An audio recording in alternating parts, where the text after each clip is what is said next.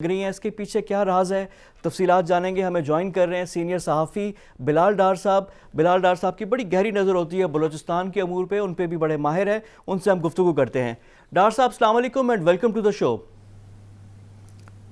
جی وعلیکم السلام جناب، شکریہ۔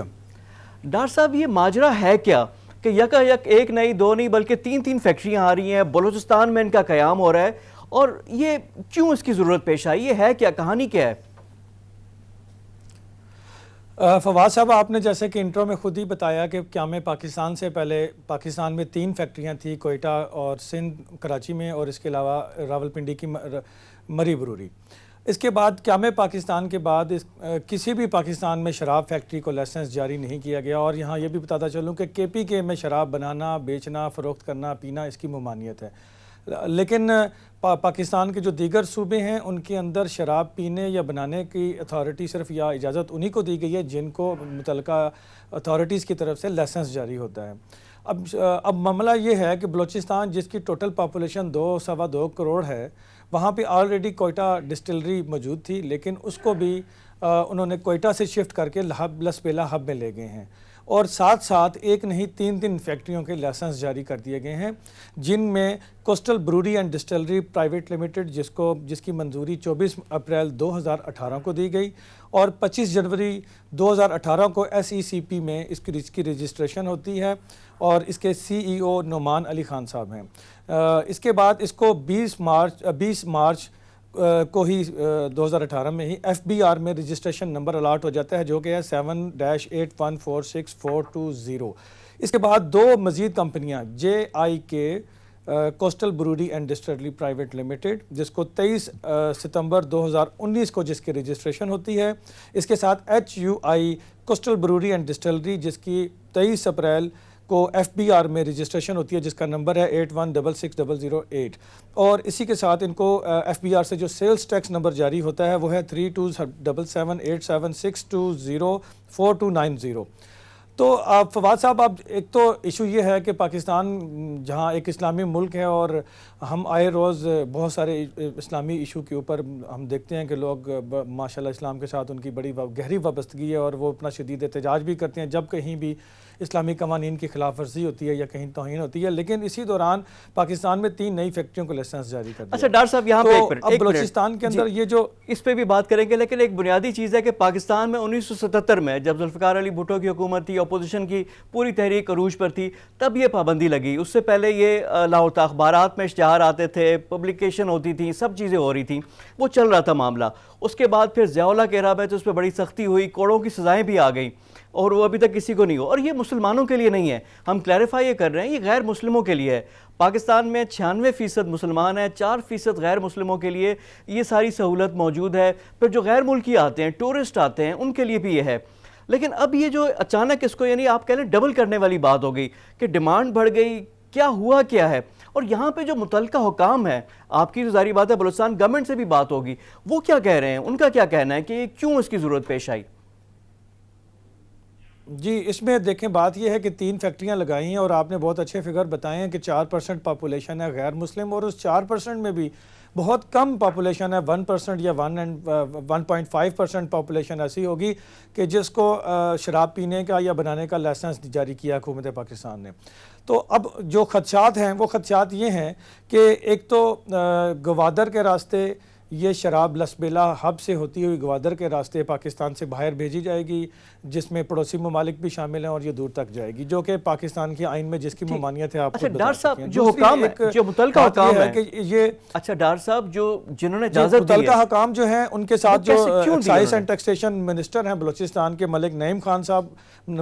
خان بازئی صاحب، ان کے ساتھ بات ہوئی۔ اس کے علاوہ حکومت بلوچستان کے ترجمان لیاقت شاہوانی صاحب کے ساتھ میری بات ہوئی، اور میں نے ان سے پوچھا کہ یہ کیوں منظوریاں دی گئی ہیں اور کس طرح سے ہوئی ہیں، اور ریاست مدینہ میں یہ سب کچھ کیوں ہو رہا ہے۔ تو انہوں نے بتایا کہ یہ ہمارے دور میں نہیں ہوئی، یعنی جام کمال وزیر اعلیٰ کے دور میں یہ منظوری نہیں دی گئی، بلکہ جس وقت ثناء اللہ زہری کے خلاف تحریک عدم اعتماد آئی اور وہ مستعفی ہو کے عدم اعتماد سے پہلے ہی تحریک سے گھر چلے گئے، اور ایک مختصر سے عرصے کے لیے ایک گورنمنٹ بنی تھی 3 ماہ کے لیے تقریباً، اس دوران یہ لائسنس جاری کیے گئے ہیں۔ اب سوال یہ ہے کہ اگر اس دوران لائسنس جاری کیے گئے ہیں تو اب 2019 کو یعنی کہ موجودہ حکومت جو پی ٹی آئی کی جو حکومت ہے اور ریاست مدینہ بنانے کے دعوے دار ہیں، ان کے دور میں اس کام کو آگے بڑھایا جاتا ہے، اور ایف بی آر اور ایس سی سی پی میں ان کو رجسٹریشن نمبر الاٹ ہوتے ہیں، سیلز ٹیکس نمبر الاٹ ہوتے ہیں، اور اس کے بعد یہ جو فیکٹریاں ہیں ان کی تعمیر زور و شور سے جاری ہے، اور ایک فیکٹری تو اپنی تعمیر کے آخری مراحل میں ہے، اور ابھی 2 فیکٹریوں کی ریسنٹلی ہمارے ذرائع یہ کہتے ہیں کہ کراچی پورٹ کے اوپر ان کی مشینری آ چکی ہے، اور وہ اب انسٹالیشن کے ایک فیکٹری کی مشینری تو انسٹالیشن کے مراحل میں ہے۔ اب سوال یہ ہے کہ ہم ایک طرف بات کرتے ہیں کہ ہم نے ایک اسلامی معاشرے کی طرف جانا ہے، اسلامی قوانین نافذ کرنے ہیں، ریاست مدینہ بنانی ہے، تو ہم کن کو یہ شراب بنا کے پلانا چاہتے ہیں؟ بلوچستان کی ٹوٹل آبادی جو ہے وہ 2.25 کروڑ ہے، ایک فیکٹری پہلے موجود تھی کوئٹہ ڈسٹلری، اور اس کے اوپر 3 فیکٹریاں اور بلوچستان کے اندر ہی، یعنی کہ آپ 2.25 کروڑ آبادی کے لیے 4 فیکٹریاں کیوں بنا رہے ہیں؟ تو اس کا مطلب یہ ہے کہ اس کے پیچھے کوئی غلط بات ہے یا سم تھنگ از رانگ۔ اور دوسری اس میں جو دلچسپ بات ہے کہ آخر یہ ساری کی ساری فیکٹریاں لسبیلا ہب میں کیوں بن رہی ہیں؟ اور لسبیلا ہب میں آپ کو یہ بھی بتاتا چلوں، یہ جام کمال صاحب جو وزیر اعلیٰ ہیں بلوچستان کے، ان کا حلقہ ہے، ان کا آبائی حلقہ ہے۔ اچھا ڈار یہ صاحب، سندھ اور بلوچستان کا بارڈر بھی ہے، اور یہاں پہ میں آپ کو یہ بتاتا چلوں کہ سندھ کے اندر جو شراب کی کھپت سب سے زیادہ ہے، اور ہمارے جو اقلیتی جو ہمارے بھائی ہیں، ہمارے ہندو برادری ہے، وہ بھی بڑی تعداد میں موجود ہے، لیکن بلوچستان میں بھی ہے، لیکن اتنی زیادہ ضرورت، میں تو اس پہ حیران ہو گیا کہ دیکھیں کہ 3 پہلے ہی تھیں فیکٹری اب ہو گئی ہیں، یا یہ ہے کہ ہمارے پاس ٹورسٹ اتنے آنے ہیں، باہر سے لوگ اتنے آنے ہیں کہ ریل فیل ہو جائے گی جہاں پہ ہمیں ان کو کھپت کے لیے کرنا ہوگا۔ اصل کہانی کیا ہے؟ کون اس کا فائدہ اٹھا رہا ہے، اور اس پہ غیر قانونی کام کہاں پہ ہوا ہے؟ دیکھیں، اس کا فائدہ یقینی بات ہے کہ یہ بڑے ہاتھ ہیں جو پاکستان میں جب چاہیں جو چاہیں وہ سب کچھ کروا لیتے ہیں اور اپنی مرضی کا اپنا فائدہ کم اٹھاتے ہیں۔ اب صورتحال یہ ہے کہ بلوچستان کے مختلف جو سیاسی اور سماجی حلقے ہیں، مختلف رہنما ہیں، میری ان سے بھی بات ہوئی،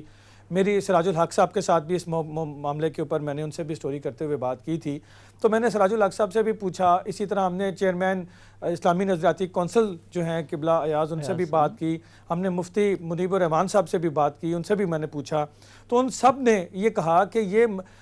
مذہباً ایک اسلامی ریاست کے اندر یہ مذہب اس کی قطعاً اجازت نہیں دیتا کہ کسی شراب فیکٹری کا لائسنس جاری کیا جائے اور ان کو شراب بنانے کی اجازت دی جائے، یہ اسلامی قوانین کی خلاف ورزی ہے۔ اور آپ کو معلوم ہے کہ پاکستان کا کوئی قانون یا آئین کی کوئی بھی ترمیم اسلامی قوانین کے متصادم نہیں بنائی جا سکتی، لیکن ڈاکٹر صاحب لیکن یہاں فیکٹریاں بنائی جا رہی ہیں، یہاں پہ ان سب نے اس کی مذمت کی ہے۔ مذمت انہوں نے کی، لیکن یہ تو غیر مسلموں کے لیے ہے نا، مسلمانوں کے لیے تو نہیں ہے نا، ان کو کہا جا رہا ہے مسلمانوں کے لیے ہے، لیکن جب یہ ہے اب اتنی بڑی تعداد میں، اس میں کوئی نہ کوئی فائدہ اٹھا رہا ہوگا جس کو ہم نے ڈگ آؤٹ کرنا ہے کہ بینیفیشری ہے کون، کھرا کس طرف جا رہا ہے۔ اور پھر آپ نے جس طرح کہا کہ یہ لوکیشن جو ہے، اس کا جو فواد صاحب لائسنس جاری ہوا ہے وہ بلوچستان کے ایک ایم پی اے ہیں، اور اس وقت جام کمال صاحب کے معاون خصوصی بھی ہیں، ان کے بھائی کے نام کے اوپر یہ لائسنس جاری ہوا ہے شراب کا، وہ جو کہ غیر مسلم ہیں، ان کے نام پہ جاری ہوا ہے،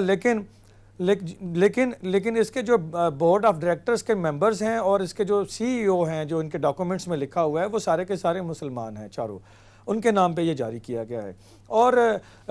میں آپ کو بتا رہا تھا کہ سندھ کے بارڈر پہ بنانے کا جو ایک اور مقصد وہ یہ ہے کہ سندھ کے اندر جو شراب کے اوپر ایکسائز ڈیوٹی یا جو ڈیوٹی ہے وہ یہ ہے کہ لندن پروف گیلن ایک کوانٹٹی ہے، اس کے مطابق 2160 روپے سندھ کے اندر ڈیوٹی ہے اس کی، اور جبکہ پنجاب اسلام آباد میں اس کی ڈیوٹی 600 روپے ہے، لیکن بلوچستان کے اندر اس کی ڈیوٹی اونلی 400 روپیز ہے۔ تو ایک خدشہ یہ بھی ظاہر کیا جا رہا ہے کہ یہ شراب بنائی تو بلوچستان میں جائے گی، سندھ اور بلوچستان کے بارڈر پہ، لیکن بعد میں یہ سمگل ہوگی، غیر قانونی طور پہ سندھ میں جائے گی اور سندھ میں اس کی کھپت ہوگی۔ پاکستان میں جتنی بھی شراب بنتی ہے ان تینوں فیکٹریوں کی جو آلریڈی موجود تھیں، ان کا 70% شراب سندھ کے اندر استعمال ہوتی ہے۔